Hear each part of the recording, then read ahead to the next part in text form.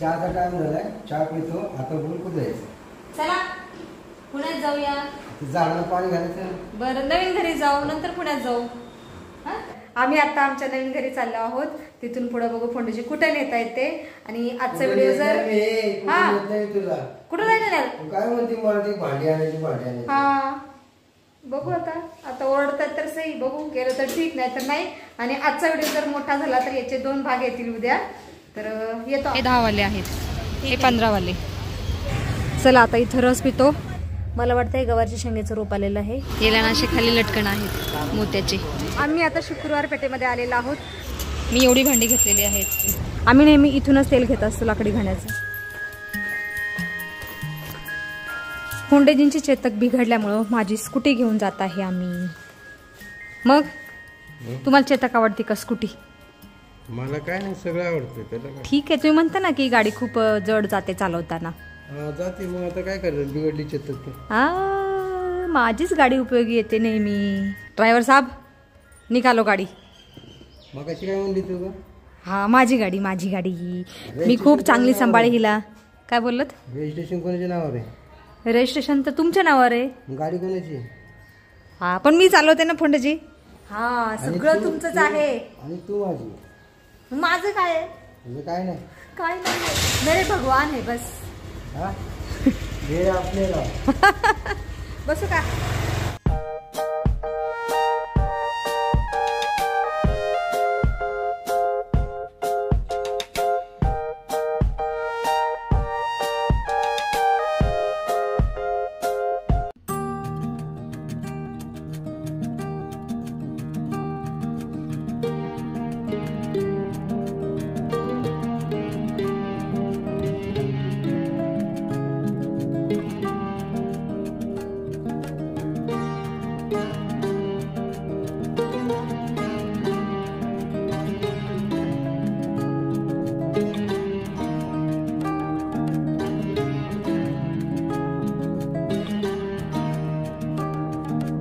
आम्ही आता पुण्यामध्ये आलेलो आहोत. फोंडेजींना खूप मनवलं, त्याच्यानंतर पुण्यामध्ये आलेलो आहोत. आणि आत्ता फोंडेजी लाकडी घाण्याचं तेल घेत आहेत श्री रामकृष्ण ऑइल मिलमधून.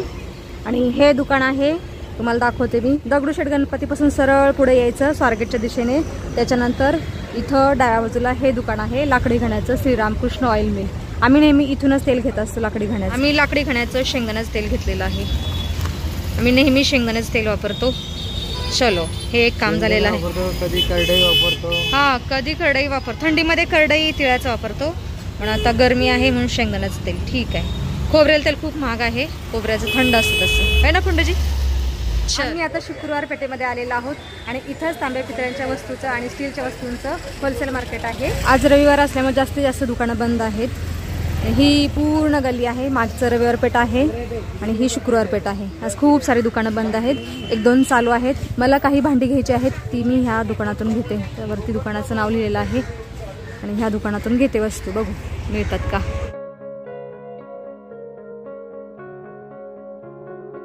मला अशा लहान वाट्या घ्यायच्या आहेत. दादा हे कशा डझन आहेत? वजनावरती असतात. वजनावर 60-70 रुपयाच्या आसपास. एक 70 रुपयाच्या आसपास. अच्छा अंदाजे म्हणतात दादा. तर हे दुकान आहे स्टीलच्या भांड्यांचं होलसेल. इकडे पोळीचे डबे आहेत.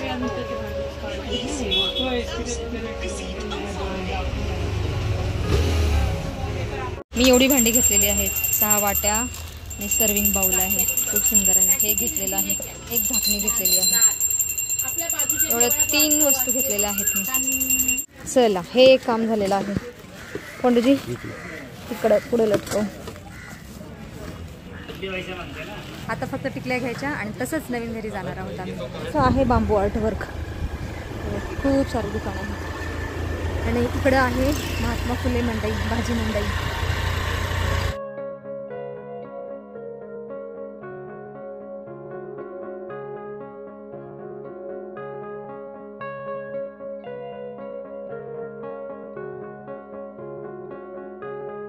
या दुकानाच्या मागे श्रीराम मंदिर आहे. तिथे छान मार्केट आहे तांब्या पितळेच्या वस्तूंचं. हां बिंदी स्पॉट. इथं बिंदी स्पॉट म्हणून दुकान आहे टिकल्यांचं.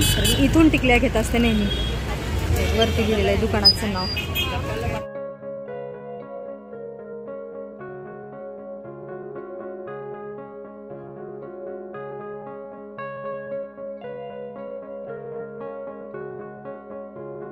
खूप सुंदर सुंदर बिंदी आहेत इथे.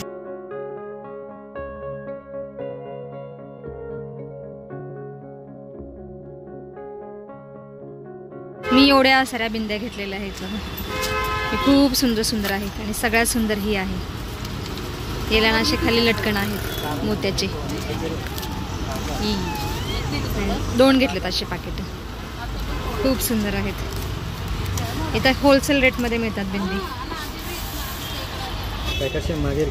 हे 15 आणि हे वाले मागे किमती दिलेत म्हणजे हे 10 वाले आहेत. हे 15 वाले. चला 220 रुपयाच्या बिंदी घेतलेल्या आहेत मी आज. कोणाची ठेवा ना पिशवीमध्ये. चला आज सगळी कामं झालेली आहेत पुण्यामधली.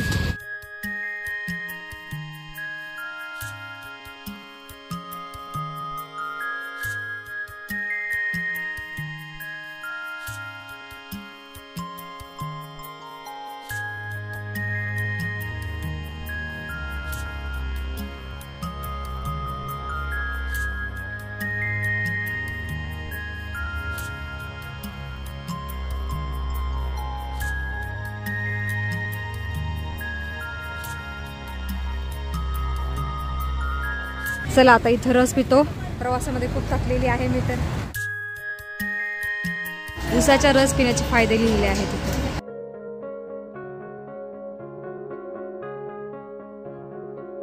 धन्यवाद फोंडेजी.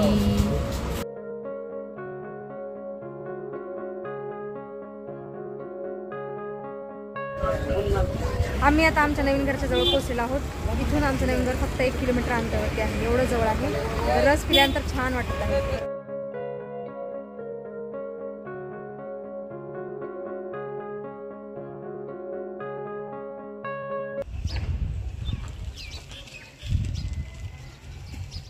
जानवी अच्छा कपूर. फोंडेजीने गेट उघडलेला आहे. नवीन घरी पोहोचलेलो आहोत. आवळं झाड छान हिरवगार राहिलेलं आहे आणि तुळस पण छान दिसत आहे हिरवीगार. इकडं जमिनीला तडे गेलेले आहेत. आता पाणी घालावं लागेल अगोदर. बंद घरामध्ये सुद्धा खूप धूळ येते. फोंडेजी तिकडून झाडू मारतायत. दोघांच्या मध्ये कचरा गोळा करायचा का आजी? हो का? आमच्याही हातीत कचरा नाही आला पाहिजे तुमचा. घर मी स्वच्छ केलेलं आहे आणि फोंडेजी इथं पाईपद्वारे झाडांना पाणी घालत आहेत. वा वा वा.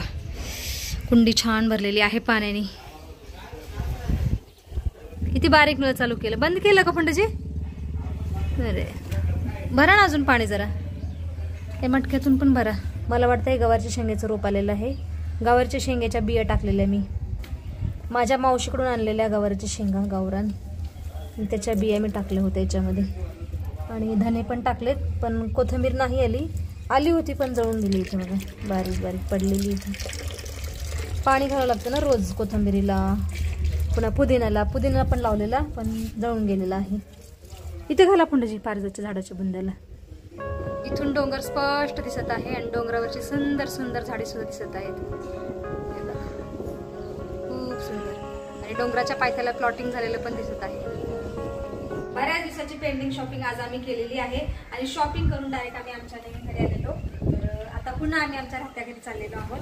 आता हे सगळं साहित्य पुन्हा गाडीवर ठेवत आहे मी. तर व्हिडिओमध्ये आता आपण इथंच थांबूया. तुम्ही इथपर्यंत व्हिडिओ पाहिल्याबद्दल तुमचं खूप खूप धन्यवाद. भेटूया आपण पुढच्या व्हिडिओमध्ये. बाय बाय घर. पुन्हा येतो पुढच्या रविवारी.